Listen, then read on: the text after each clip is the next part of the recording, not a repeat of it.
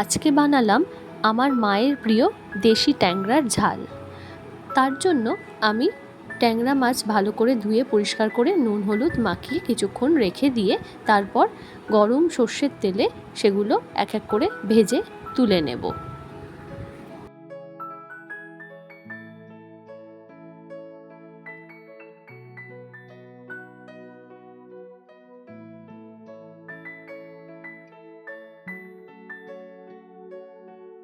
মাছগুলো বেশ ভালো করে ভেজে নেওয়ার পরে আমি এগুলো এরপর তুলে নিচ্ছি। মাছ ভাজার পরে বাকি তেলেতে আমি একটু রসুন থেতো করে দিয়ে দিলাম, সাথে দিলাম দুটো পেঁয়াজকে বেটে, সেটা ভালো করে নাড়িয়ে চাড়িয়ে এরপর আমি একটা টমেটো বাটা ও একটুখানি আদা বাটা দিয়ে এরপর খুব ভালো করে মশলাটা মিনিট 5 ধরে কষিয়ে নেব।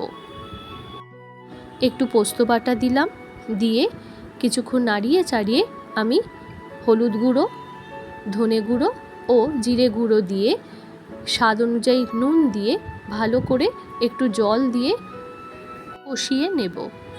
স্বাদ অনুযায়ী একটু মিষ্টি দিয়ে দিলাম। মশলাটা খুব ভালো করে কষিয়ে নেওয়ার পরে আমি মাছ ভাজাগুলো দিয়ে দিলাম, দিয়ে খুব ভালো করে মশলাটার সাথে মিশিয়ে এরপর আমি পরিমাণ মতন জল দিয়ে দিলাম। কিছুক্ষণের জন্য আমি ঢাকা দিয়ে দেব। ঢাকা খোলার পরে ওপর থেকে ধনেপাতা ছড়িয়ে পরিবেশন করে দেব। Thank you.